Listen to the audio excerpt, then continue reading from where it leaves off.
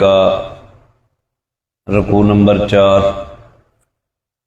سورہ الفرقان کی آیت نمبر 61۔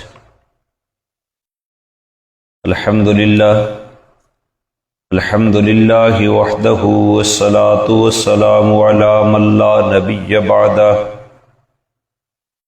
وعلی آلہ واصحابہ الذین اوفوا عہدہ، اما بعد فاعوذ باللہ من الشیطان الرجیم، بسم اللہ الرحمن الرحیم۔ تبارک الذی جعل فی السماء بروجا وجعل فیہا سراجا وقمرا منیرا، سبحان ربک رب العزۃ عما یصفون وسلام علی المرسلین والحمد للہ رب العالمین۔ سبحانک لا علم لنا الا ما علمتنا انک انت العلیم الحکیم۔ رب اشرح لی صدری ویسر لی امری واحلل عقدۃ من لسانی یفقہوا قولی۔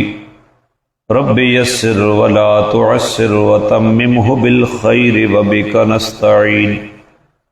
اللہم انا نسألک علما نافعا ورزقا طیبا وعملا متقبلا۔ درود شریف پڑھ۔ اللہم صلی علی سیدنا محمد وعلی آل سیدنا محمد، افضل صلواتک بعدد معلوماتک وبارک وسلم۔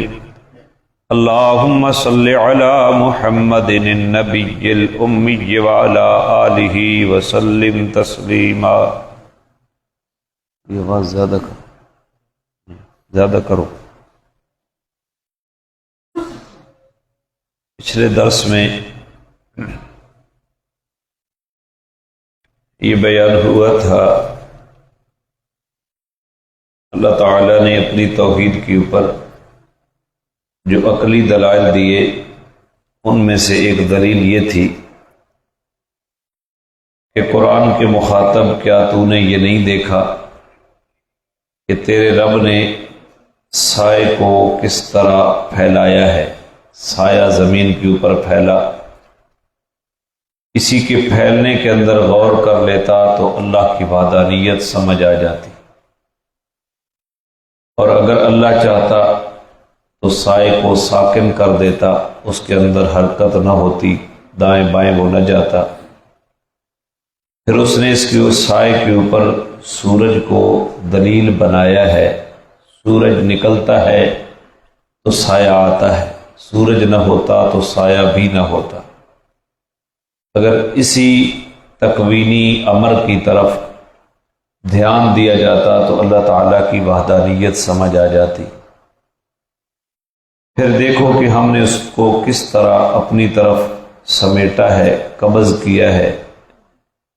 سورج اوپر چڑھتا ہے تو سایہ گھٹنا شروع ہو جاتا ہے، سورج ڈھلتا ہے تو سایہ بڑھنا شروع ہو جاتا ہے۔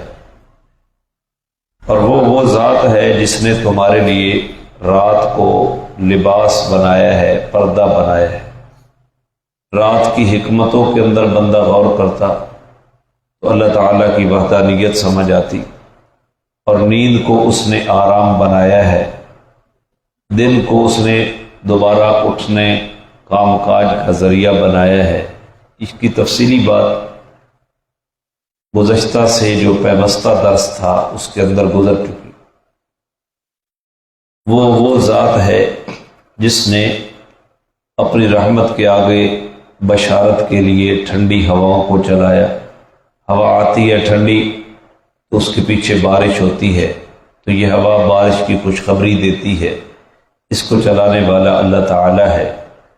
اور ہم نے آسمان سے پاکیزہ پانی نازل کیا جو خود بھی پاک ہے، دوسری چیزوں کو بھی پاک کرتا ہے، تاکہ ہم اس پانی کے ذریعے مردہ زمین کو، مردہ دیس کو زندہ کریں، اور اپنی مخلوق میں سے بہت سے انسانوں اور جانوروں کو اس پانی سے مستفید کرے، تو یہ سارا تکوینی نظام اللہ تعالیٰ کی وحدانیت کی دلیل ہے، اور ہم نے ان دلائل کو ان کے درمیان بار بار بیان کیا، پھیر پھیر کر بیان کیا، لیکن لوگوں کی اکثریت نے انکار کیا ہے، وہ ناشکری کے اوپر تلے رہے۔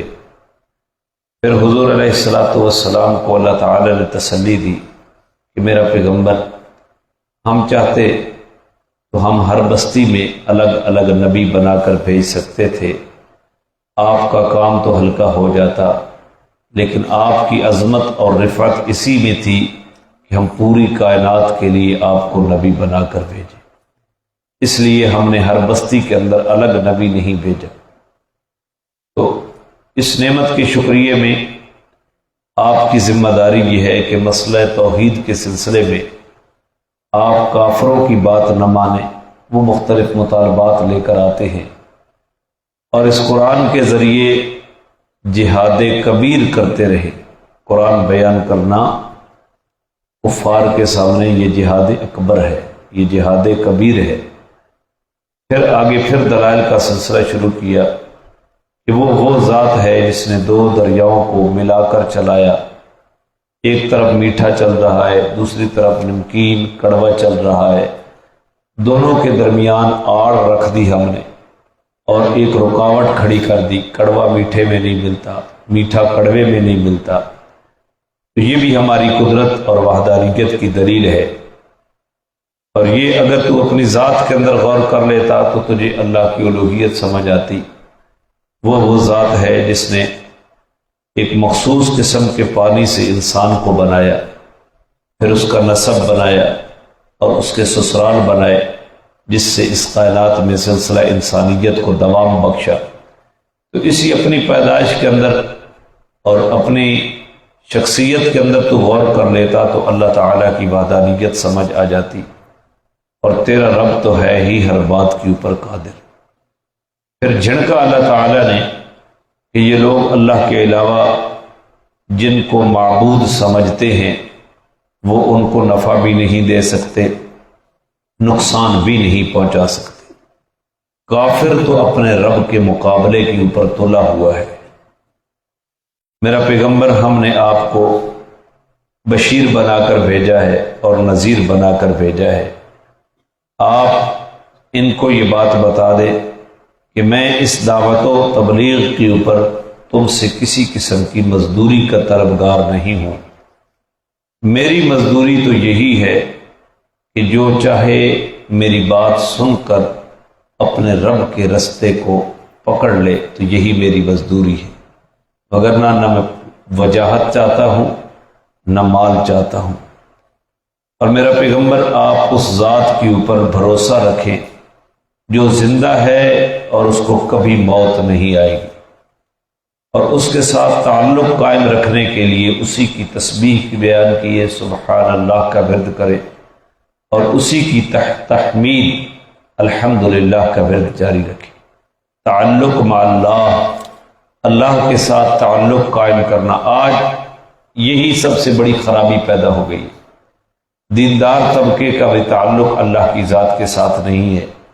اللہ کے ساتھ تعلق تسبیحات اور اللہ کی حمد بیان کرنے سے آتا ہے۔ اللہ ہمیں یہ نصیب فرمائے۔ باقی اللہ تعالیٰ اپنے بندوں کے گناہوں کی خبر رکھنے کے لیے اکیلا کافی ہے۔ وہ اللہ وہ ذات ہے جس نے آسمان و زمین اور جو کچھ اس آسمان و زمین کے درمیان ہے اس کو 6 دنوں کی مقدار میں بنایا۔ اس کی خوبصورت تشریح پچھلی دفعہ مولانا محمد عمران صاحب نے آپ کے سامنے بیان کی کہ 6 دنوں کی مقدار میں اللہ تعالیٰ نے کائنات کو کیوں بنایا۔ وہ کن فیکون کا مالک تھا، 6 دن اسے کیا ضرورت پڑے، تو انہوں نے اس خوبصورت بات اس کے اوپر کر دی۔ پھر وہ مستوی ہوا عرش پر، یعنی پوری کائنات کے اوپر۔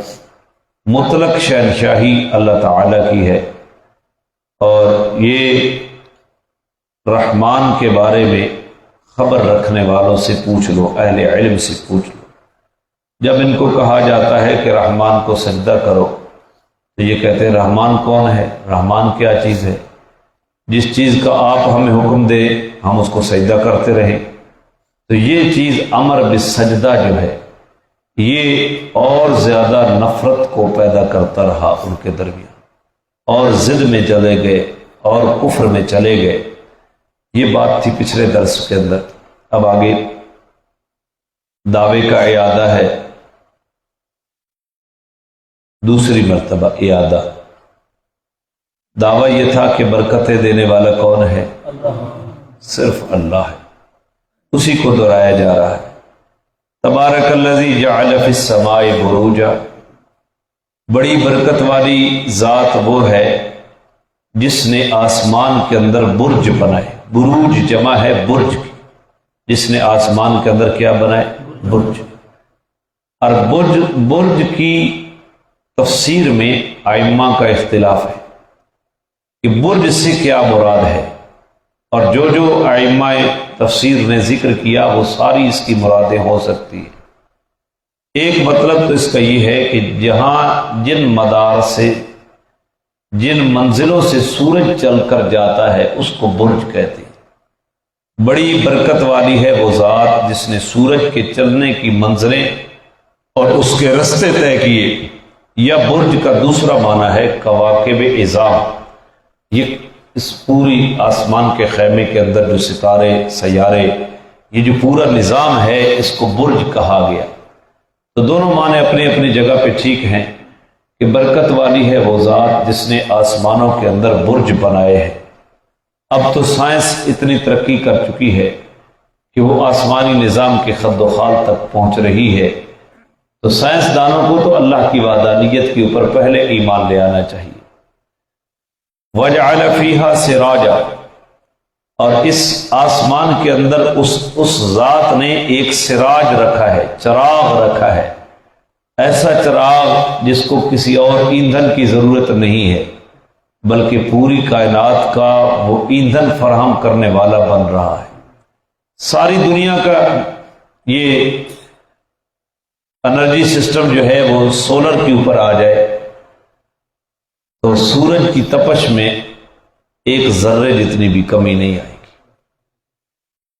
اور اس کا ایندھن پھر بھی ختم نہیں ہوگا، اس کی چارجنگ پھر بھی ختم نہیں ہوگی۔ یہ اللہ تعالیٰ نے یہ سارا نظام بنایا ہے۔ وَقَمَرًا مُنِيرًا، اور ایک روشنی والا چاند اس نے بنایا ہے۔ سورج کے افادیت تو بہت زیادہ، ہماری جو کھیتیاں ہیں ان کو پکانے کا کام سورج کرتا ہے، اور کھیتیوں کے پھل کے اندر جو رس ڈلتی ہے یہ کام رب کائنات نے چاند کے ذمے لگایا ہے۔ یہ ایک حکمت بیان کی، وگرنہ سورج تو جو مشاہدات ہیں ہمارے وہ بالکل سامنے ہیں۔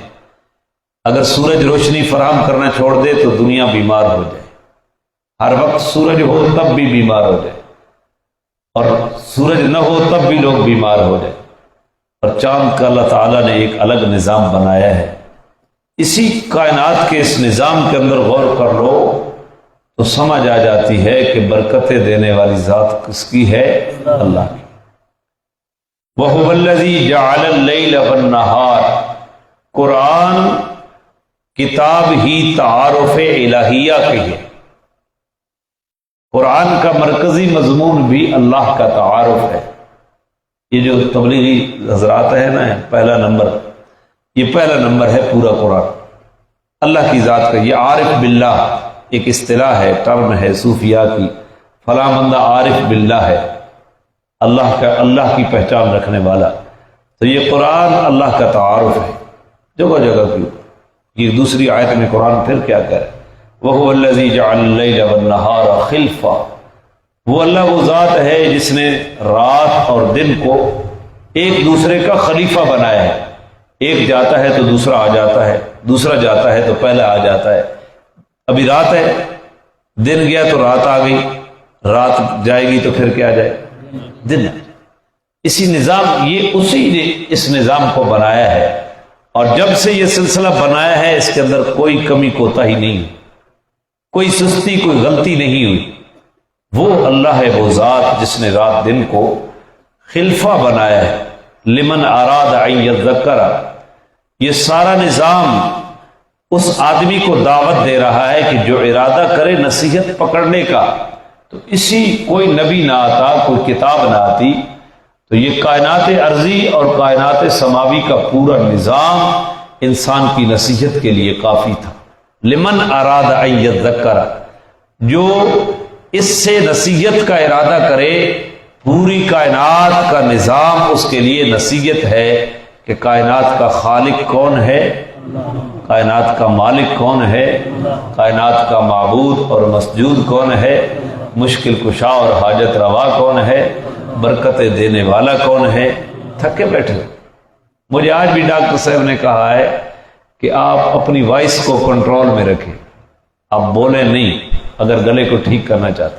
میں تو خود پریشان ہوں کہ دن میں فون اتنے آتے ہیں، اب نہ سنوں تو پھر کیا کروں، درس نہ دوں، جمعہ نہ پڑھاؤں۔ بالکل آج بھی سختی سے منع کیا ہے ڈاکٹر نے کہ آپ بولیں نہیں اگر گلا ٹھیک کرنا ہے۔ تو گلا کل 2 دن پہلے ٹھیک ہوا، کل پھر خراب ہو گیا، تو آپ اس کے لیے بھی دعا کریں۔ تھوڑا سا اللہ نے آپ کو یہ نعمت دی ہوئی ہے تو اگر استاذ کہے تو بولنا چاہیے۔ پوری کائنات کا نظام جو ہے یہ دعوت دے رہا ہے کہ سب کچھ کس کے اختیار میں ہے، تو اپنا تعلق کس ذات کے ساتھ صحیح کرنا چاہیے، بس جس کا تعلق اللہ سے مضبوط ہو گیا وہ کائنات میں بس وہی آباد ہے، باقی سارے برباد ہیں۔ فرمایا او اراد شکورا، یا جس کا ارادہ اللہ کا شکر ادا کرنے کا بنے، وہ اس کائنات کے اندر غور کر لے تو اسے اللہ کی ذات کے شکریہ ادا کرنے کی توفیق مل جائے گی۔ دیکھتے تو ہیں ہم ہر روز عجائب قدرت کو دیکھتے ہیں، لیکن وہ نظر ہماری شکریہ والی نہیں ہوتی، نظر ہماری نصیحت والی نہیں ہوتی۔ ہم کہتے مور کتنی خوبصورت ہے، کتنی عجیب ہے، کتنی قوی ہے، کتنی کمزور ہے، کتنی فلاں چیز کس کیفیت کی مالک ہے، بس صرف نفس کے حظ کے لیے ان چیزوں کو بیان کر دیتے ہیں۔ اللہ فرما رہے یہ پوری کائنات کا نظام تکوینی تشریعی نہیں، شریعت نہ بھی آتی، یہ کون و مکان انسان کی نصیحت کے لیے کافی تھا، انسان کا شکر گزار بننے کے لیے یہ پورا نظام کافی تھا۔ کوئی نبی نہ آتا تب بھی اللہ کی وحدانیت سمجھ آ رہی تھی، کوئی شریعت نہ آتی تب بھی کون و مکان اللہ کی وحدانیت کے اوپر دلالت کر رہا تھا۔ اللہ تعالی ہمیں اپنی ذات کا صحیح تعارف نصیب فرمائے۔ آگے اللہ تعالی نے آخر میں اپنے بندوں کی صفات کا ذکر کیا، یہ خاص صفات ہیں۔ اللہ ان صفات کے اوپر 100% ہمیں عمل پیرا ہونے کی توفیق عطا فرمائے۔ یہ اولیاء اللہ کی صفات ہے۔ وعباد الرحمن، رحمان کے بندے، کس کے بندے؟ رحمان کے بندے۔ اللہ ان کا تعارف کرا، رحمان کا بندہ ہونا، یہ پہلی صفت بندہ ہونا ہے، عبد ہونا۔ اور کائنات میں مخلوق کے لیے سب سے بڑا عہدہ عبدیت ہے۔ میں نے پہلے بھی آپ کو بتایا، اس سورت کے شروع میں اللہ تعالیٰ نے معراج کا تذکرہ کیا۔ معراج کتنا بڑا انعام تھا کہ حضور کو زمین سے اٹھایا عرش معلیٰ تک اللہ تعالیٰ نے، اور کس طرح خطاب کیا، سبحان الذی اسریٰ بعبدہ، سبحان الذی اسریٰ۔ پھر اللہ نے ساری کائنات کی کتابوں کی سردار کتاب حضور پہ اتاری اور یوں خطاب کیا، الحمدللہ الذی انزل علی عبدہ الکتاب، علی عبدہ الکتاب، تبارک الذی نزل الفرقان علی عبدہ۔ کائنات میں مخلوق کے لیے سب سے بڑا عہدہ وہ مقام عبدیت ہے کہ بندہ عبد بن جائے۔ اللہ تعالی ہمیں یہ مقام نصیب فرمائے۔ رحمان کے بندے جن کے اندر عاجزی، کون ہیں وہ؟ ان کی پہلی صفت عبدیت ہے۔ دوسری صفت الذین یمشون علی الارض حونا، وہ ہیں جو زمین کے اوپر عاجزی سے چلتے ہیں، جو زمین کے اوپر رسول اللہ صلی اللہ علیہ وسلم کے چلنے کی کیفیت حدیث میں اس طرح ہے کہ آپ اس طرح چلا کرتے تھے جس طرح اونچائی سے اترنے والا شخص چلتا ہے۔ اب آپ سے میں پوچھتا ہوں کہ ایک بندہ پہاڑ سے اتر رہا ہو، اس کی کیفیت کیا ہوگی؟ نظریں کدھر ہوں گی؟ پاؤں کی طرف ہوگی، ٹھوکر نہ لگ جائے۔ تو آپ کی یہ کیفیت تھی کہ آپ اس طرح چلا کرتے تھے جس طرح پہاڑ سے اترنے والا انسان کرتا ہے، اس کی نظریں اپنے پاؤں کی جانب ہوتی ہیں، اپنے نیچے ہوتی ہیں۔ آج جو ہمارا جھگڑا ہے نا کہ تو میری طرف دیکھ کیوں رہا ہے، اس جھگڑے کا خاتمہ نبی کی اس صفت کے اندر ہے کہ حضور علیہ الصلوۃ والسلام چلتے تو نظریں اپنے قدموں کی طرف ہوا کرتی تھی، عاجزی کے ساتھ۔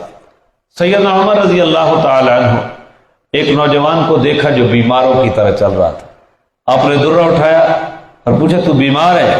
اس نے کہا میں بیمار نہیں۔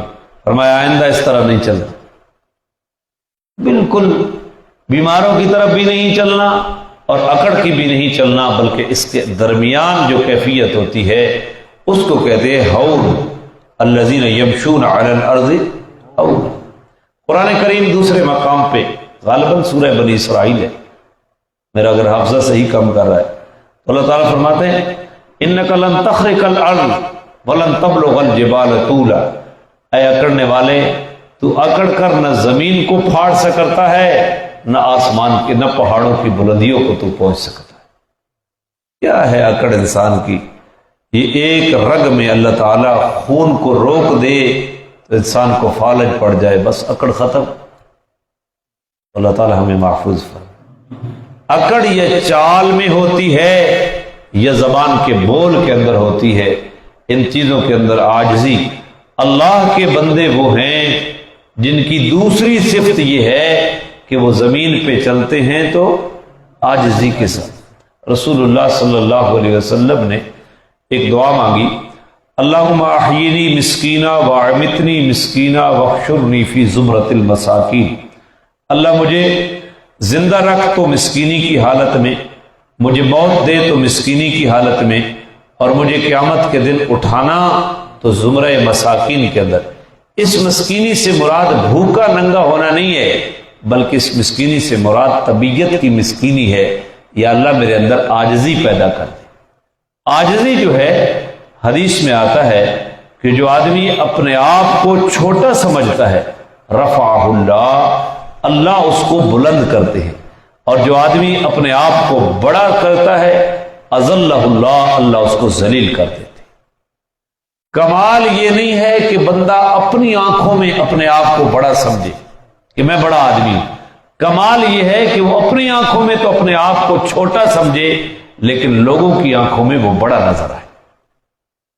جو لوگ اپنے آپ کو بڑا سمجھتے ہیں اللہ لوگوں کے دل میں اس کی حقارت اور ذلت ڈال دیتے ہیں، اور جو لوگ اپنے آپ کو ہلکا سمجھتے ہیں اللہ ان کی بڑائی لوگوں کے دلوں میں ڈال دیتے ہیں۔ تو اللہ تعالیٰ ہمیں اس صفت کا مظہر بنا دے۔ الذین یمشون علی الارض ہونا، رحمان کے بندے وہ ہیں جو زمین کے اوپر عاجزی سے چلتے ہیں۔ یہ ہمارے نوجوان سوشل میڈیا کے دل دادا، ان کے سٹیٹس دیکھو نا تو اپنی ذات کے اوپر ایسے اشعار فٹ کر رہے ہوتے ہیں جو اگر اسے کھول کے دیکھے جائے تو ایک چیز بھی ان کے اندر نہیں پائی جاتی۔ ہم اپنی پہچان آپ ہیں، ہم فلاں ہیں، ہم فلاں ہیں، یہ سارے متکبرانہ جملے ہیں۔ اللہ تعالی ہمیں محفوظ فرمائے ان چیزوں سے۔ الذین یمشون علی الارض ہونا، وہ زمین کے اندر عاجزی سے چلتے ہیں۔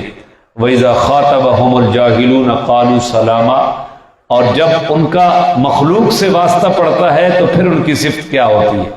اپنی ذات کے اندر تو وہ عاجز ہوتی ہیں، مسکین ہوتی ہیں، لیکن جب مخلوق سے ان کا واسطہ پڑتا ہے وَإِذَا خَاطَبَهُمُ الْجَاهِلُونَ، جب مخاطب ہوتے ہیں ان سے جہالت والے۔ جاہل سے مراد ان پڑھ نہیں ہے، جاہل سے مراد خصلت جہالت مراد ہے۔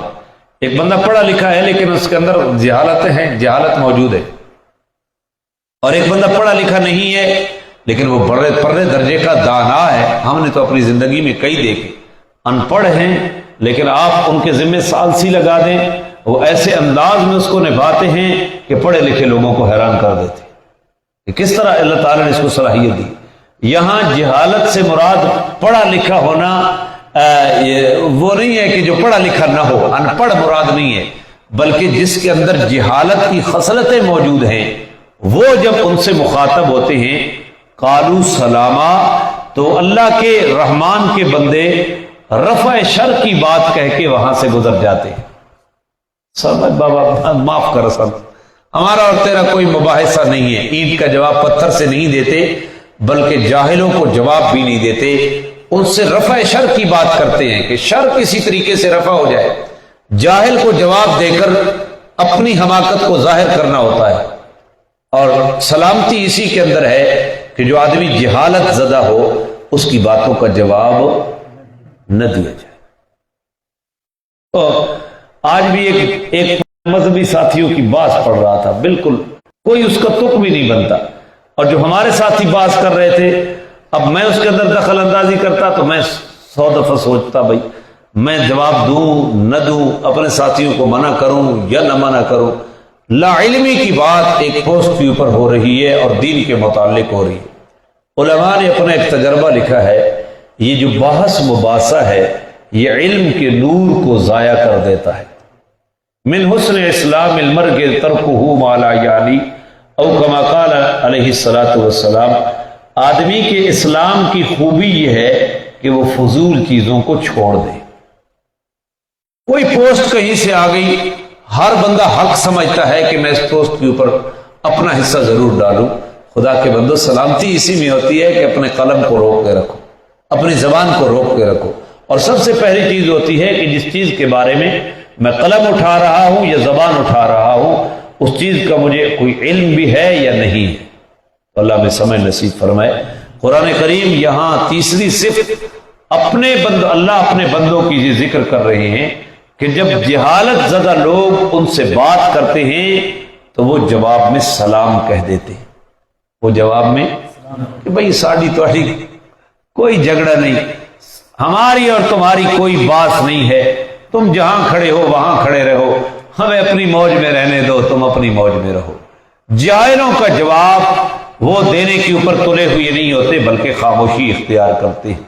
اللہ ہمیں بھی یہ صفت نصیب فرمائے۔ والذین یبیتون لربہم سجدا وقیاما، جمعیت علماء اسلام کی قیادت میں ایک بات میں نے دیکھی ہے، ہمارے اکابرین جتنے گزرے ہیں انہوں نے ایک فارمولہ طے کیا ہوا تھا کہ ہم نے اپنی ذاتی اعتراض کا جواب نہیں دینا۔ قیادت کے اوپر جو اعتراض ذاتی عنوان کے اوپر ہو رہا ہے، کارکنوں کو یہ پیغام ہوتا ہے کہ اس کے اندر مت الجھے، وگرنہ تمہیں مشن سے ہٹا دیا جائے گا ذات کے اندر الجھا کر۔ تو یہی ہوتا ہے کہ ہم جواب در جواب دیتے ہیں تو پھر ذاتیات کی طرف بات منتقل ہو جاتی ہے، جب بات ذاتیات کی طرف جاتی ہے تو پھر جھگڑا پیدا ہو جاتا ہے، اور جب جھگڑا پیدا ہو جاتا ہے تو پھر دین کہاں باقی رہے گا۔ تو اللہ ہماری حفاظت فرمائے، ہمیں اکابرین کے رستے کے اوپر چلنے کی توفیق عطا فرمائے۔ تو قرآن چوتھی صفت بیان کر رہا ہے، والذین یبیتون، یہ مخلوق کے ساتھ ان کا طرز عمل، یہ اپنی ذات کے اعتبار سے تو وہ عاجز اور مسکین ہوتے ہیں، مخلوق کے اعتبار سے جب جہالت زدہ لوگ ان سے باز کرتے ہیں تو وہ سلامتی کی بات ان سے کر دیتے ہیں۔ اور رب کے ساتھ ان کا معاملہ کس طرح ہوتا ہے، والذین یبیتون لربہم سجدا وقیاما، وہ رات کو اٹھ کر کبھی رب کے آگے قیام میں لگے ہوتے ہیں، کبھی سجدے میں لگے ہوتے ہیں۔ رات کو اٹھ کر کبھی قیام میں اور کبھی، اسی لیے ہمیں حکم یہ ہے کہ عشاء کی نماز کے بعد دینی تقاضے کے علاوہ جاگنا نہیں چاہیے، فوراً سو جایا جائے تاکہ آخری پہر میں اٹھنا آسان۔ یہ جو قیلولے کی سنت ہے اس کی حکمت بھی یہی ہے کہ رات کی عبادت میں قیلولہ معاون بنتا ہے، اور قیلولے کی ایک حکمت یہ بھی ہے کہ سنت کے مطابق قیلولہ کرنے والے کی عقل بڑھتی ہے۔ تو اللہ تعالی ہمیں تہجد کی توفیق عطا فرمائے۔ جب انسان کی داڑھی کے اندر، بالوں کے اندر سفیدی آنا شروع ہو جاتی ہے تو یہ نوٹس اسرائیلی ہے، یہ اسرائیل علیہ السلام کا نوٹس ہے، نوٹس مل گیا ہے موت کا کہ ابھی تیرا وقت قریب ہے، سیاہ بال سفید ہونا شروع ہو گئے ہیں، اب مستی چھوڑ دینی چاہیے، اب اپنا تعلق اللہ کی ذات کے ساتھ ہے۔ تو وہ رحمان کے بندے اپنی ذات کے اعتبار سے عاجز ہوتے ہیں، مخلوق میں جہالت زدہ لوگوں کے ساتھ ان کا واسطہ پڑتا ہے تو وہاں سلامتی کی بات کرتے ہیں، اور جب رب کے ساتھ ان کا واسطہ ہوتا ہے مخلوق سوئی ہوتی ہے اور یہ رات کی تاریکیوں میں کبھی رب کے آگے قیام میں اور کبھی سجدے میں پڑے ہوتے ہیں۔ اللہ ہمیں یہ نصیب فرما۔ ہمارے استاد فرمایا کرتے تھے کہ قرآن میں جہاں صفات خیر آتی ہیں وہاں دعا مانگنا قبولیت دعا کا وقت ہے، اور جہاں صفات شر ہے وہاں ان سے پناہ مانگنا، وہاں بھی اللہ تعالیٰ دعا کو قبول کر لیتا ہے۔ چوتھی صفت ذکر ہو گئی، پانچویں صفت والذین یقولون، اپنی ذات میں بھی عاجز ہیں، جہالت زدہ لوگوں کو سلامتی کی بات کہہ کے بات ٹلا دیتے ہیں۔ رب کے سامنے عجز و نیاز کی کیفیت یہ ہے کہ لوگ سوئے ہوتے ہیں اور وہ رب کی بارگاہ میں کبھی قیام میں کبھی سجدے میں پڑے ہوتے ہیں، اس کے باوجود اپنی عاجزی کے اوپر غرہ نہیں ہے۔ جہالت زدہ لوگوں کے ساتھ مخاطب ہو کر جو سلامتی والی بات کرتے ہیں وہاں بھی غرہ نہیں ہے۔ رات کو اٹھ کر جو رب کے ساتھ ان کی عجز و نیاز کی باتیں ہوتی ہیں وہاں بھی وہ اپنے آپ کو بخشایا ہوا نہیں کہتے، بلکہ ان کی پانچویں صفت یہ ہے والذین یقولون ربنا اصرف عنا عذاب جہنم، اللہ سے اتنے ڈرتے ہیں کہ یوں دعائیں کرتے رہتے ہیں سب کچھ کے باوجود، اے ہمارے پروردگار ہم سے عذاب جہنم کو ٹال دے، ہم سے عذاب جہنم کو، یعنی یہ نہیں کہ میں اتنی عبادت کر کے مستحق کے نجات بن گیا، میں عاجزی اختیار کر کے میں کوئی بڑا بندہ بن گیا ہوں، پھر بھی اپنی محتاجی کا اظہار رب کے سامنے کرتے ہیں۔ اللہ تیرے فضل کے علاوہ عذاب جہنم سے کوئی اور چیز نہیں بچا سکتی، اللہ تو جہنم کے عذاب سے ہمیں بچا دے۔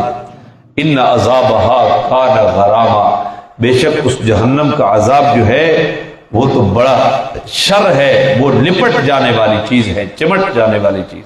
ادھر کیا لکھا ہوا ہے؟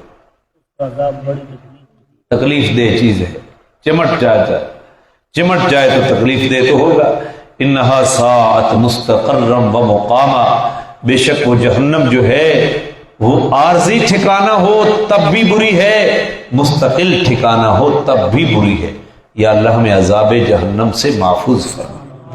چھٹی صفت ان کی والذین اذا انفقوا، جب خرچ کرنے کی باری آتی ہے لم یسرفوا، نہ وہ بیجا اڑاتے ہیں، ولم یقتروا، اور نہ وہ بخل سے کام لیتے ہیں، وکان بین ذالک قواما، بلکہ اس کی درمیانی راہ اعتدال سے وہ خرچ کرتے ہیں۔ جہاں حکم ہے خرچ کرنے کا وہاں خرچ نہ کرنا یہ بخل ہے، اور جہاں حکم ہے کہ یہاں نہیں خرچ کرنا وہاں خرچ کرنا یہ فضول خرچی ہے۔ اللہ کے بندوں کی چھٹی صفت یہ ہے کہ وہ اپنے مال کے معاملے میں محتاط ہوتے ہیں، نہ فضول خرچ ہوتے ہیں نہ بخیل ہوتے ہیں۔ جہاں حکم ہے خرچ کرنے کا وہاں نہیں رکتے، وہاں خرچ کرتے ہیں، اور جہاں روکا گیا ہے وہاں خرچ نہیں کرتے۔ اللہ ہمیں یہ بھی صفت نصیب فرمائے۔ آج کتنے لوگ ہیں اپنے پیسے شہرت کے نام پہ اوپر خرچ کرتے ہیں اور امید ثواب بھی رکھتے ہیں۔ قیامت کے دن اللہ تعالیٰ فرمائے گا کہ تو نے تو مال اس لیے خرچ کیا تھا کہ لوگ تجھے سخی کہیں، ہم نے دنیا میں تجھے سخی کہلوا دیا، آج بدلہ انہی سے لے لے جن کو دکھانے کے لیے کیا تھا۔ اس وقت کی کتنی بڑی رسوائی ہوگی۔ تو اللہ اعتدال کی نصیب فرمائے۔ حضور نے فرمایا ما عال من اقتصد، جو میانہ روی اختیار کرے وہ کبھی فقیر نہیں ہوتا، کبھی منگتا نہیں بنتا۔ میانہ روی اختیار کرے، وہ کہتے ہیں نا چادر دیکھ کر پاؤں پھیلاؤ، تو ایک نظام وہ پورا اچھے طریقے سے اس کو ہمیں سمجھنا چاہیے۔ اور ساتویں صفت رحمان کے بندوں کی یہ بڑی مشکل صفت ہے، والذین لا یدعون مع اللہ الہا آخر، اللہ کے ولی وہ ہوتے ہیں جو اللہ کے علاوہ کسی اور کو الہ نہیں سمجھتے۔ یعبدون نہیں ہے، کیا لفظ ہے؟ سامنے پڑا ہے قرآن کریم آپ کے، بولے نہ بولے کیا ہے؟ یدعون، یعبدون نہیں ہے. رحمان کے بندے وہ ہیں جو اللہ کے ساتھ کسی اور کو الہ نہیں پکارتے. الہ نہیں، مشکل کشائی کے لیے مدد کا نعرہ لگانا یہ پکار ہے. یا اللہ مدد، مدد کس سے مانگنی؟ ما فوق الاسباب. حاجت روائی کے لیے پکارنا، مشکل کشائی کے لیے پکارنا. کس کو پکارا جاتا ہے؟ رحمان کے بندے وہ ہیں جو اللہ کے ساتھ کسی اور کو الہ سمجھ کر نہیں پکارتے. الہ سمجھ کر، گویا اگر شرک ہے عقیدے کے اندر تو پھر اللہ کا ولی نہیں بن سکتا. عقیدہ صاف ہونا ہے. وَلَا يَقْتُلُونَ النَّفْسَ الَّتِي حَرَّمَ اللَّهُ إِلَّا بِالْحَقِّ. اور رحمان کے بندوں کی 8ویں صفت یہ ہے کہ وہ کسی جان کو جس کو اللہ نے قتل کرنا حرام قرار دیا ہے اس کو قتل نہیں کرتے. اگر قتل کرتے ہیں تو حق طریقے سے قتل کرتے. قتل بالحق 3 صورتیں ہیں. ایک آدمی دین اسلام کو چھوڑ گیا، مرتد ہو گیا، اس کو 3 دن کی مہلت دی جائے گی کہ سوچ لے دوبارہ کہ تو غلطی پہ رہے. اگر 3 دن کی مہلت سے وہ فائدہ نہ اٹھائے تو اس کو قتل کر دے. مرتد کو زندہ رہنے کا کوئی حق نہیں. دوسرا قتل قصاص، کہ کسی نے کسی آدمی کو قتل کر دیا تو اس کو بدلے میں قتل کر دینا. اور تیسرا ہے کسی شادی شدہ آدمی نے بدکاری کی، زنا کیا اور وہ ثابت ہو گئی تو اس کو پتھر مار مار کے قتل کر دینا، رجم کر دینا، سنسار کر دینا. یہ 3 قتل حق ہیں. لیکن کان کی کھڑکیاں کھول کے سن لو، یہ 3 قتل حکومت وقت کی ذمہ داری ہیں، ہم اپنے ہاتھ میں نہیں لے سکتے. اگر ہم نے اپنے ہاتھ میں لیے تو ہم مجرم ہوں. سمجھی؟ مرتد کو قتل کرنا کس کی ذمہ داری ہے؟ حکومت کی ذمہ داری ہے. قصاص میں قتل کرنا کس کی ذمہ داری ہے؟ حکومت کی ذمہ داری ہے. شادی شدہ زانی کو قتل کرنا کس کی ذمہ داری ہے؟ حکومت کی ذمہ داری. اور پھر حکومت انگریز کے ہاتھ میں ہوگی تو پھر یہاں کہاں نظام نافذ. لہذا شرعی احکامات کے لیے حکومت بھی مسلمانوں کے پاس ہونی ضروری ہے. وَلَا يَقْتُلُونَ النَّفْسَ الَّتِي حَرَّمَ اللَّهُ إِلَّا بِالْحَقِّ وَلَا يَزْنُونَ. اور اللہ کے بندوں کی 9ویں صفت یہ ہے کہ وہ زنا نہیں کرتے. وہ زنا نہیں کرتے. غیر محرم عورت کی طرف دیکھنا یہ آنکھوں کا زنا ہے. زنا کی باتیں کرنا یہ زنا زبان کا ہے.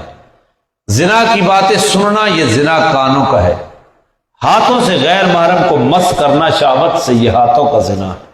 برائی کی طرف چل کر جانا یہ پاؤں کا زنا ہے. اور عملی زنا کی صورت تو آپ کے اوپر واضح. رحمان کے بندے وہ ہیں جو زنا نہیں کرتے. وَمَن يَفْعَلْ ذَلِكَ يَلْقَى أَثَامًا. جس نے بھی یہ برے کام کیے ہیں جن سے روکا گیا ہے وہ گناہ کو ملا. یلقا اثاما، اس نے گناہ والے کام کیے. یہ آسام جہنم کی ایک وادی ہے. پھر یہ معنی کریں گے کہ جس نے بھی یہ کام کیے وہ جہنم کی آسام نامی وادی کے اندر ڈالا جائے گا. اللہ تعالی ہمیں محفوظ فرمائے. یضاعف له العذاب یوم القیامہ. ان کو قیامت کے دن دگنا عذاب دیا جائے گا. وَيَخْلُدْ فِيهِ مُهَانًا. اور اس کے اندر وہ ذلت کے ساتھ ہمیشہ رہیں گے. اگر کافر تھے تو ہمیشہ رہیں گے، اور اگر کافر نہیں تھے مسلمان تھے اور انہوں نے یہ کام کیا تو پھر یخلد کا معنی امتداد ہوگا کہ لمبا زمانہ وہ جہنم کے اندر رہیں گے. بالآخر سزا کاٹ کر پھر جنت کے اندر آ جائے گے اگر مسلمان تھے. وَيَخْلُدْ فِيهِ مُهَانًا إِلَّا مَنْ تَابَ. مگر وہ آدمی جس نے کفر سے توبہ کر لی، جس نے شرک سے توبہ کر لی. یہ کس کی توبہ کا ذکر ہے؟ میں بھی کچھ سمجھ سکوں نا کہ میں 10-15 سال ہو گئے آپ کے ساتھ مغز ماری کر رہا ہوں، کچھ آپ کو بھی سمجھ آتی ہے یا نہیں ہو. میں نے بات بتا دی ہے. الا من تابا، جس نے کفر سے توبہ کی یا جس نے شرک سے توبہ کی. تو میں پوچھ رہا ہوں کہ یہ کس کی توبہ کا ذکر ہے؟ ہاں ہمیں سلطان صاحب صحیح کہہ رہے ہیں. کس کی توبہ کا؟ کافر کی توبہ کا ذکر ہے، مشرک کی توبہ کا ذکر ہے، مسلمان کی توبہ کا ذکر نہیں ہو رہا. الا من تابا، جس نے کفر سے توبہ کی یا شرک سے توبہ کی، وآمنا یعنی ایمان لے آیا، مشرک تھا توبہ کی ایمان لے آیا، کافر تھا توبہ کی کیا کر رہا ایمان لایا، وعمل عملا صالحا اور پھر اس نے ایمان کے تقاضوں کے مطابق اپنی زندگی گزارنی شروع کر دی، یہ ہے اعمال صالحہ، فاولئک یبدل اللہ سیئاتہم حسنات، تو اللہ تعالیٰ ایسے لوگوں کی برائیوں کو نیکیوں میں تبدیل کر دیتے ہیں۔ اللہ ایسے لوگوں کی برائیوں کو کس میں تبدیل کر دیتے ہیں؟ نیکیوں میں کیا کر دیتے ہیں؟ تبدیل کر۔ 1000 گناہ تھے، توبہ کر لی اس نے 1000 گناہ سے، تو توبہ خود نیکی ہے نا، گناہ 1000 مٹ گیا اور 1000 توبہ لکھی گئی، تو خود بدلے میں کتنی توبہ آ گئی؟ 1000۔ ایک مطلب یہ ہے۔ دوسرا مطلب یہ ہو سکتا ہے کہ اللہ تعالیٰ ان کے اتنے گناہوں کو، کفریہ باتوں کو مٹا کر اتنی ایمان والی باتیں لکھ دیتے ہیں۔ دونوں مطلب اب یہاں کس کی توبہ کا ذکر ہے؟ بولتے نہیں ہیں یار، کافر کی یا جس نے توبہ کر کے ایمان لایا اور نیک اعمال کیے، اللہ ان کے گناہوں کو نیکیوں میں تبدیل کر دیتے۔ اللہ قادر ہے نا، کتنا غفور ہے، کتنا رحیم ہے۔ اب کہتے ہیں نہیں، حضرت حمزہ کا کلیجہ چبایا تھا ہند بن عتبہ نے، امیر معاویہ کی والدہ نے۔ ابو سفیان فلاں فلاں جنگ میں مسلمانوں کے خلاف تھا۔ اللہ فرما رہے ہیں جس نے کفر سے توبہ کی، ہم اس کے گناہوں کو بھی کس میں تبدیل کر دیتے ہیں؟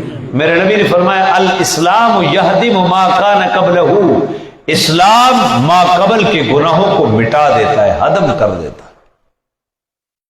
اور جن کے ایمان کو ڈائریکٹ محمد الرسول اللہ نے قبول کر لیا ہو، آج ہم تاریخ کے سہارے لے کر ان کے ایمان کے اوپر اعتراض کرنے والے ہیں کون؟ ہمیں اپنا تو تعارف کرانا چاہیے، بات سمجھیے۔ تو اللہ تعالیٰ فرما رہے ہیں جس نے توبہ کر لی کفر سے، شرک سے، تو ان کے برائیوں کو اللہ تعالیٰ نیکیوں میں تبدیل کر لیتے ہیں۔ کیوں بھائی؟ وَقَانَ اللَّهُ غَفُورًا رَحِيمًا، وہ جو ہے بخشنے والا، وہ جو ہے رحم کرنے والا، اس کی غفاریت اور اس کی رحیمیت کا تقاضا یہ ہوا کہ جس نے مجھ سے سلو کر لی، میں اس کے گناہوں کو بھی نیکیوں میں تبدیل کر لوں۔ یہ میرے غفوریت اور میری رحیمیت کا تقاضا ہے۔ آگے مسلمان کی توبہ کا تذکرہ ہے۔ ومن تابا، جس نے توبہ کی، وعمل وآمن یعنی ہے، یہاں پچھلی آیت میں آمن کھڑا ہے، توبہ کے بعد کیا کھڑا ہے؟ ایمان۔ یہاں ہے ومن تابا، جس نے توبہ کی، وعمل صالحا، توبہ کے بعد وہ کام نہیں کیا بلکہ نیک کام بھی شروع ہو گیا، جوئے سے توبہ کی، سود سے توبہ کی، گالی سے توبہ کی، بہتان سے توبہ کی، بد اخلاقی سے توبہ کی، جھگڑوں سے توبہ کی، پھر اس نے توبہ کے مطابق اپنی زندگی گزارنی شروع کر دی، فَإِنَّهُ يَتُوبُ إِلَى اللَّهِ مَتَابًا، تو اس نے اللہ کی طرف رجوع کیا ہے، اس نے اللہ کی طرف رجوع کیا ہے، اور اللہ تعالیٰ کی طرف جو رجوع کرتا ہے اللہ اس کو رجوع کو قبول کر لیتا ہے۔ یہ مسلمان کی توبہ کا تذکرہ ہے۔ پھر ان کی 10ویں صفت رحمان کے بندوں کی، درمیان میں توبہ کا تذکرہ آ گیا، 10ویں صفت وَالَّذِينَ لَا يَشْهَدُونَ الزُّورَ، رحمان کے بندے وہ ہیں، اللہ کے ولی وہ ہیں جو جھوٹی بات نہیں کہتے، جو بولیں جو جھوٹی بات نہیں کہتے، یا جو جھوٹی گواہی نہیں دیتے۔ آج تو ہم برادری بچانے کے لیے، پارٹی بچانے کے لیے، تعلق بچانے کے لیے کتنے جھوٹ بول لیتے ہیں، بلکہ میں تو حیران ہوں کہ جب سے یہ عملی سیاست میں وابستگی ہوئی نا، تو تھانہ کلچر کے ساتھ بھی وابستہ پڑتا ہے، تو ہمیں باقاعدہ ترغیب دی جاتی ہے کہ مولوی صاحب وہ زندگی اور ہے اور تھانے والی زندگی اور ہے، اور میں سوچنے کے اوپر مجبور ہو جاتا ہوں تو پھر ہمارے اسلام کا کہاں امتحان ہوگا کہ بات ہم نے جھوٹی کہنی ہے۔ عدالت کے اندر باقاعدہ جھوٹی گواہی پڑھاتا ہے وکیل، اس کی ڈیوٹی بھی یہ ہے کہ گواہی دینی نہیں ہے بلکہ گواہی پڑھنی ہے، وگرنہ تمہارا مقدمہ فارغ ہو جائے۔ اور میرے نبی تو فرما رہا ہے الصدق ینجی والکذب یہلک، سچ نجات دیتا ہے اور جھوٹ ہلاک کرتا ہے۔ تو کہاں پہ جا کر ہم لوگوں کی باتیں سنیں گے اور ایسے لوگوں کی باتیں سنو گے دن کے دین کے ساتھ واسطہ بھی نہیں ہوتا. تو اللہ تعالیٰ میں سمے نصیب ہے. حالیہ یہ تنازع ہوا تو کتنے لوگوں نے ہمیں کہا کہ یہ سامان ہضم کر لیں، سامان ہضم کر لیں. میں نے کہا اگر ہم سامان ہضم کر لیتے ہیں تو پھر ہمارے اور ان کے درمیان فرق کیا رہا؟ تو جب یہ بات کہہ رہا تھا مولوی صاحب تو صحیح بڑے بادشاہ بندے ہو. خدا کے بندو، جب ہمیں اللہ کے رسول صلی اللہ علیہ وسلم کی شریعت کا علم ہے تو ہم نے جہالت زدہ لوگوں کے پیچھے نہیں چلنا، بلکہ ہم نے رسول اللہ کی تعلیم کا چرچا کرنا ہے، تب معاشرے کے اندر تبدیلی آئے گی. اللہ ہمیں سمجھ نصیب فرمائے. والذین لا یشہدون الزور، رحمان کے بندے وہ ہیں جو جھوٹی گواہی نہیں دیتے. ایک اور معنی کر رہا ہوں، راجع معنی ہے. والذین لا یشہدون الزور، اللہ کے ولی وہ ہیں جو جھوٹی مجلس میں نہیں جایا کرتے، جو جس مجلس میں کفر بکر جا رہا ہو وہ وہاں نہیں جاتے، جس مجلس میں شرک ہو رہا ہو وہ وہاں نہیں جاتے، جس مجلس میں جوا کھیلا جا رہا ہو وہ وہاں نہیں جاتے، جس مجلس میں سود چل رہا ہو وہ وہاں نہیں جاتے، جس مجلس میں گالیاں بکی جا رہی ہوں وہ وہاں نہیں جاتے، جس مجلس میں بہتان ترازی ہو رہی ہو اللہ کے بندے وہاں نہیں جاتے. جو مجلس بدعت کی ہو وہ وہاں، لوگ ماتم دیکھنے کے لیے جاتے. ماتم ثواب ہے یا گناہ ہے؟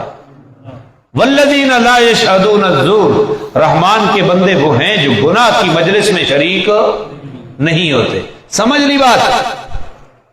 اگلی بات اس سے بھی زیادہ اہم ہے. وَإِذَا مَرُّوا بِاللَّغْوِ مَرُّوا كِرَامًا، جب اتفاقاً ان کا وہاں سے گزر ہوتا ہے تو وہ کرام کا معنی میں کیا کروں، ادھر کیا لکھا ہوا شاید میرے ذہن میں، ہاں وہاں سے وہ شرافت کے ساتھ گزر جاتے. وہاں کیا لکھا ہوا ہے؟ بزرگانہ انداز. بزرگانہ انداز اور شرافت ایک ہی ہے نا. جب ایسی مجلسوں سے وہاں ان کا گزر ہو جاتا ہے تو وہاں سے وہ شریفانہ انداز میں گزر جاتے. اب یہ بات بھی بتانے کی ہے شریفانہ انداز کیا ہوتا ہے. شریفانہ انداز یہ ہوتا ہے کہ وہ اس مجلس کو گناہ سمجھتے ہیں اس لیے اس مجلس میں نہیں جاتے، اور اپنے آپ کو پارسا نہیں سمجھتے کہ میں متقی ہوں اور یہ گناہگار ہیں. ان کو حقیر نہیں سمجھتے، بلکہ ان کے لیے بھی وہ اللہ سے دعا کرتے ہیں یا اللہ یہ اس گناہ میں مبتلا ہے، اللہ تو ان کو توبہ کی توفیق عطا کر. بھائی گناہگار سے نفرت تو نہیں ہے، نفرت کس چیز سے ہے؟ نفرت گناہ سے ہے. ہمارا قصور یہ بن جاتا ہے کہ ہم گناہ سے نفرت کرنے کے بجائے گناہگار سے نفرت شروع کر دیتے ہیں. جب گناہگار سے نفرت ہوتی ہے تو پھر ذاتیات میں بندہ الجھتا ہے، پھر بات انا اور ضد کی طرف منتقل ہو جاتی ہے، ہدایت کے راستے بند ہو جاتے ہیں. ایک جگہ کے اوپر گناہ ہو رہا ہے، آپ اس عین گناہ کے وقت میں ان کو جا کر تبلیغ کریں گے تو وہ قرآن و سنت کا بھی مذاق اڑا دیں گے، تو آپ مجرم ہوں گے اس وقت تبلیغ کرنے کی. اس وقت آپ نے شریفانہ انداز سے گزر جانا ہے، ان کو حقیر بھی نہیں سمجھنا، ان کی اس مجلس میں بھی شریک نہیں ہونا، لیکن بعد میں جب موقع ملے تو ان کو بتانا کہ بھائی وہ کام غلط ہے جس کام کے اندر وہ مبتلا، کیونکہ اس وقت شیطان کی پوری مدد اور نصرت ان کے ساتھ شامل اور حاوی ہوتی ہے. اس وقت آپ بات کریں گے تو نہ کہ بڑا آیا تو دیندار، ہمیں پتا ہے تو جتنا نمازی ہے جتنا حاجی ہے. تو قرآن نے ایک ہدایت جاری کی کہ اللہ کے بندے وہ ہیں جو گناہ کی مجلس میں شریک بھی نہیں ہوتے، لیکن اتفاقاً وہاں ان کا گزر ہو تو وہ شریفانہ انداز میں وہاں سے گزر، اپنے آپ کو بڑا پارسا بھی نہیں سمجھتے اور ان لوگوں کو حقیر بھی موقع کی مناسبت دیکھ کر ان کو دعوت و تبلیغ کرتے ہیں. بے موقع دعوت و تبلیغ نہیں کرتے کہ الٹا ضد پڑتے. اگر بات ہے ہمارے کئی دفعہ ایسی جگہ کے اوپر بندہ عین گناہ کے اندر منہمک ہو، اس وقت آپ اس کو تبلیغ کریں تو وہ اپنی رسوائی کے ڈر سے وہ آپ کے گلے پڑ جائے گا، اور جب وہ آپ کے گلے پڑ جائے گا پھر ضد پیدا ہو جائے گی، پھر وہ گناہ کے اندر پکا ہو جائے گا. اس کے اندر قصور اس مبلغ کا آ جائے. تو قرآن کریم نے یہ تعلیم دی ہے کہ اللہ کے بندے وہ ہیں جو خود بھی گناہ کے اندر شریک نہیں ہوتے، لیکن جب گناہ کی مجلس کے قریب سے گزر جاتے ہیں تو شریفانہ انداز میں وہاں سے گزر جاتے ہیں. اللہ ہمیں یہ صفت نصیب فرمائے. قرآن ہدایت کی کتاب ہے. ہم نے ہدایت قرآن و سنت سے لینی ہے۔ والذین اذا ذکروا بآیات ربہم، اور جب ان کے سامنے رب کی آیات ذکر کی جاتی ہیں، لم یخروا علیہا صما وعمیانا، تو وہ ان آیات کے آگے اندھے اور بہرے ہو کر نہیں گر پڑتے، بلکہ غور و فکر کرتے ہیں کہ قرآن کریم ہمیں کیا کہہ رہا ہے۔ میں سمجھاؤں بات، یہ دم کراون گیا نا، طویل گرن گیا، شفا مل گئی، ایسا کبا جب کلام بڑی برحق ہے کیا آخر تو سکت نہیں سنی سننے ہو نا، دم میں نہ بندہ ٹھیک تھی گیا تو کلام کیا ہے، کہ وہی کلام اگر بہن کا حصہ متعین کر کے دے تو وہاں پر حق کیوں نہیں رہتی؟ دیاں بھی کدے کہیں حصے دیتے ہیں، بے شک اور منگنیاں پہیں کھنے، وہی کلام جب سود سے منع کرے تو برحق کیوں نہیں رہتی؟ وہی کلام جب بہتان سے اور انسانیت کی تذلیل سے منع کرے تو وہاں برحق کیوں نہیں رہتی؟ رحمان کے بندے وہ ہیں جن کے سامنے رب کی آیات بیان کی جاتی ہیں تو وہ اندھے بہرے ہو کر بس چمو چٹو پارٹی بن کر نہیں گزرے، بلکہ اس کے اندر غور و فکر کرتے ہیں کہ قرآن ہم سے کیا چاہتا ہے۔ امام شعبی رحمت اللہ علیہ سے کسی نے پوچھا کہ اگر میں دیکھوں کہ لوگ سجدے میں پڑے ہوئی ہوں تو کیا میں بھی ان کے ساتھ سجدے میں گر پڑوں؟ تو امام شعبی نے فرمایا نہیں، جب تک کہ تمہیں اس سجدے کی حقیقت نہ معلوم ہو جائے تمہیں سجدے کی اجازت نہیں ہے کہ وہ سجدہ تلاوت میں پڑے ہیں، سجدہ شکر میں پڑے ہیں یا کس سجدے میں پڑے ہیں۔ یہ نہیں ہے کہ لوگ جدھر جا رہے ہوں تم بھی ادھر چلے جاؤ۔ غور و خوض کے بعد اللہ تعالی ہمیں یہ چیز نصیب فرمائے، لیکن اس کا یہ مطلب نہیں ہے کہ قرآن کو بغیر استاذ کے سیکھا جائے۔ جس طرح دنیا کا کوئی فن اپنے کمال کو نہیں پہنچ سکتا بغیر استاذ کے، اسی طرح قرآن و سنت کی تعلیم بھی بغیر استاذ کے اپنے کمال کو نہیں پہنچ سکتی، وگرنہ ٹھوکر آ جائے۔ اور اس کی دلیل قرآن عربی میں آیا، قریش کی لغت میں آیا، اللہ تعالیٰ نے ان کی مرضی کے اوپر نہیں چھوڑا بلکہ امام الانبیاء کو بھیجا، وَيُعَلِّمُهُمُ الْكِتَابَ، میرا پیغمبر آپ ان کو کتاب کی کیا دیں؟ تعلیم۔ لہذا استاذ کی ضرورت ہے، غور و فکر کی ضرورت ہے، استاذ کی معاونت کی ضرورت ہے، استاذ کی رہنمائی کی ضرورت ہے۔ 3-4 دفعہ تو ہم نے قرآن کی تفسیر پڑھی، اب بھی مطالعے کے اندر ایسے مقامات آتے ہیں جب تک استاذ سے رہنمائی نہ لی جائے قرآن کی آیت حل نہیں ہوتی۔ کوئی درس ایسا نہیں ہے جس میں میں اپنے استاذ محترم کا پڑھایا ہوا سبق نہیں سنتا۔ میں ہر درس کے اندر مطالعہ کرنے کے بعد آخر میں وہ پورا درس، پورا رکوع سنتا ہوں کہ میرے استاذ کس طرح پڑھایا کرتے تھے، تب یہاں آ کے آپ کے سامنے بیٹھتا۔ اور کئی آیات ہوتی ہیں 16 تفسیر مطالعہ کرنے کے بعد دماغ نہیں کھلتا، لیکن جب استاد محترم کا پڑھایا ہوا وہ دورہ تفسیر جو ہی سنتا ہوں آیات حل ہو جاتی۔ یہ اللہ تعالیٰ نے ایک نظام بنایا ہے استاذی شاگردی کا، اس سے ماورا نہیں ہے۔ پھر والذین یقولون ربنا ھب لنا من ازواجنا، یہ بڑی قیمتی بات ہے۔ رحمان کے بندے کون ہیں جو اپنے لیے تو دعائیں کرتے ہی کرتے ہیں بلکہ یوں دعائیں کرتے ہیں، ربنا، اے ہمارے پروردگار، ھب لنا من ازواجنا وذریاتنا قرۃ اعین، ہمیں اپنی بیویوں اور اپنی اولاد کے بارے میں آنکھوں کی ٹھنڈک نصیب فرما۔ بیوی اور اولاد کو کیا بنا دے؟ ہمارا فرما بردار بنا دے۔ اللہ کو شریعت کے تابعدار بن جائیں اور ہماری آنکھوں کی کیا بن جائیں گے؟ ٹھنڈک بنے۔ وَجَعَلْنَا لِلْمُتَّقِينَ إِمَامًا، اور ہمیں متقیوں کا امام بنا دے۔ ہمیں متقیوں کا، حدیث میں آیا ہے کہ جو بندہ عہدہ طلب کرتا ہے، جو بندہ عہدہ طلب کرتا ہے اللہ کی مدد اٹھ جاتی ہے، اللہ اس کو بندے کے حوالے کر دیتا ہے، اور جو طلب نہیں کرتا بغیر طلب کے اس کو مل جاتا ہے تو اللہ کی مدد آ جاتی ہے۔ ہاں، طلب کرنا ایک جگہ کے اوپر جائز ہے جہاں اسے پتا ہے کہ میرے علاوہ کوئی بھی اہل نہیں ہے، سارے نااہل ہیں اور میں نے یہ عہدہ قبول نہ کیا تو نظام گڑبڑ ہو جائے گا، تو وہاں طلب کر سکتا ہے، وگرنہ طلب کرنے کی اجازت۔ اب یہاں دیکھیں، وَجَعَلْنَا لِلْمُتَّقِينَ إِمَامًا، اللہ ہمیں متقیوں کا امام بنا دے، تو یہاں طلب کر رہا ہے یا نہیں کر رہا؟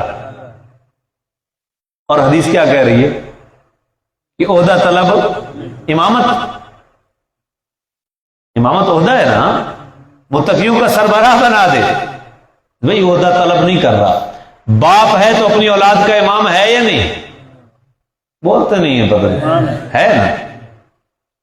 خاوند ہے تو بیوی کا امام ہے یا نہیں؟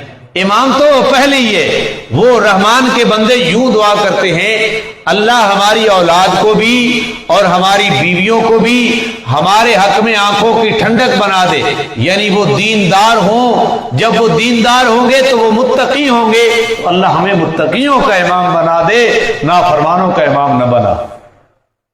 میری اولاد، میری ازواج وہ متقی ہوں، اور میں امام کن کا ہوں؟ میں امام کن کا ہوں؟ متقی ہوں۔ بولے نا کن کا امام ہوں؟ تو اپنی اولاد کے لیے دو۔ میں اب آپ کو وظیفہ بتاتا ہوں۔ جس کی بیوی نافرمان ہے، جس کی اولاد نافرمان ہے، وہ نماز کے اندر رب اجعلنی مقیم الصلاۃ اس کی جگہ یا اس کے بعد ربنا ھب لنا من ازواجنا وذریاتنا قرۃ اعین واجعلنا للمتقین اماما مفہوم سمجھ کر پڑھنا شروع کر دے، انشاءاللہ بیوی بھی فرما بردار بن جائے گی، اولاد بھی فرما بردار بن جائے گی۔ اور میں نے کئی آدمیوں کو یہ وظیفہ بتایا ہے، اور بڑا مجرب ہے۔ جہاں نفرتیں تھیں وہاں اللہ نے اس وظیفے کی برکت سے محبت ڈال دی۔ یقولون چھوڑ دیں، کہاں سے؟ ربنا سے۔ ربنا ھب لنا من ازواجنا وذریاتنا قرۃ اعین واجعلنا للمتقین اماما۔ اگر اس طرح نہیں کر سکتے تو اپنی دعاؤں میں اس کو شامل کر لیں، اللہ ہماری اولاد اور ہماری ازواج کو ہمارے لیے آنکھوں کی ٹھنڈک بنا دے اور ہمیں متقیوں کا امام بنا دے۔ یہ جن کے اندر یہ صفات آ گئی، اب صفات کا تذکرہ کر لیں، بس آخر میں پہنچایا ہوں۔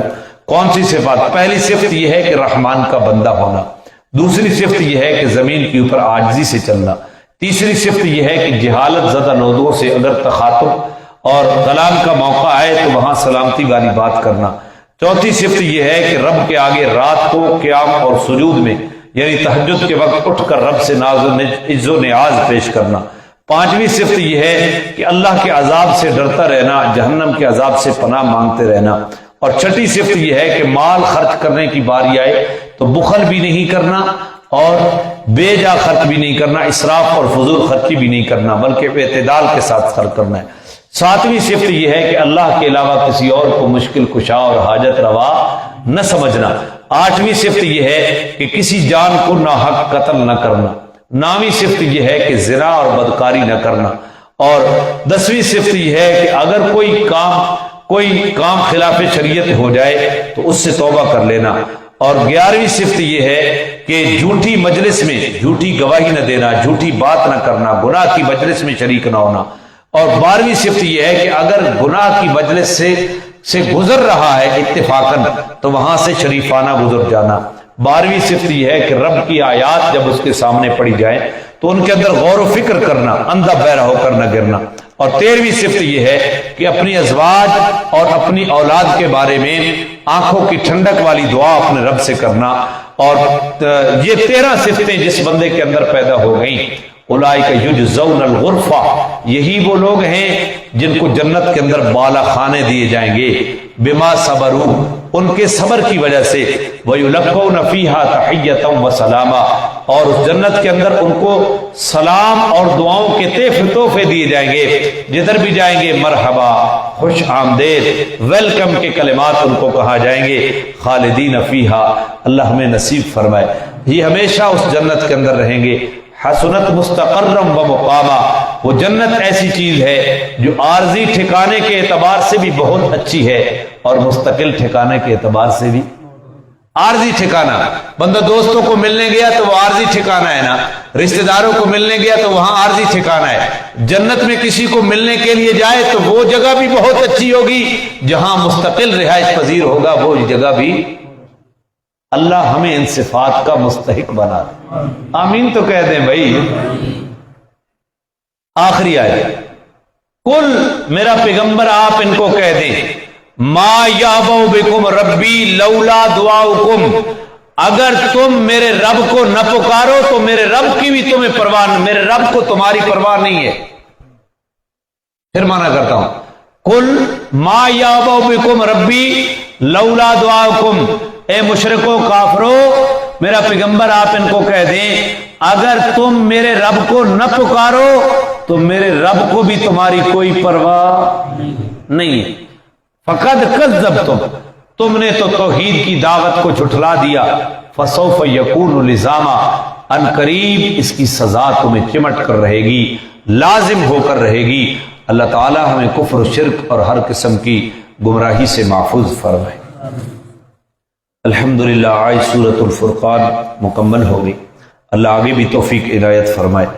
اعوذ باللہ من الشیطان الرجیم، بسم اللہ الرحمن الرحیم، زور سے پڑھیں بھائی، زور سے پڑھیں۔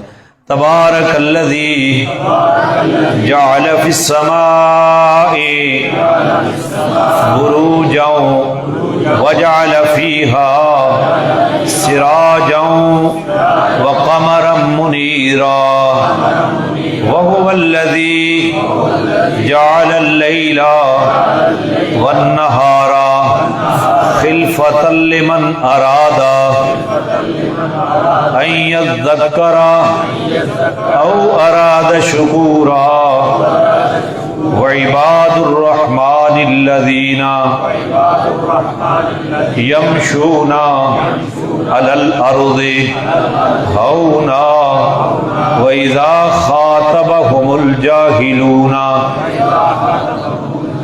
قالوا سلاما والذین یبیتون لربهم سجدا وقیاما والذین یقولون ربنا اصرف عنا عذاب جہنم ان عذابها کان غراما انها ساءت مستقرا ومقاما والذین اذا انفقوا لم يسرفوا ولم يقتروا وكان بين ذلك قواما والذين لا يدعون مع الله إلها آخر ولا يقتلون النفس التي حرم الله إلا بالحق ولا يزنون ومن يفعل ذلك يلقى أثاما يضاعف له العذاب يوم القيامة ويخلد فيه مهانا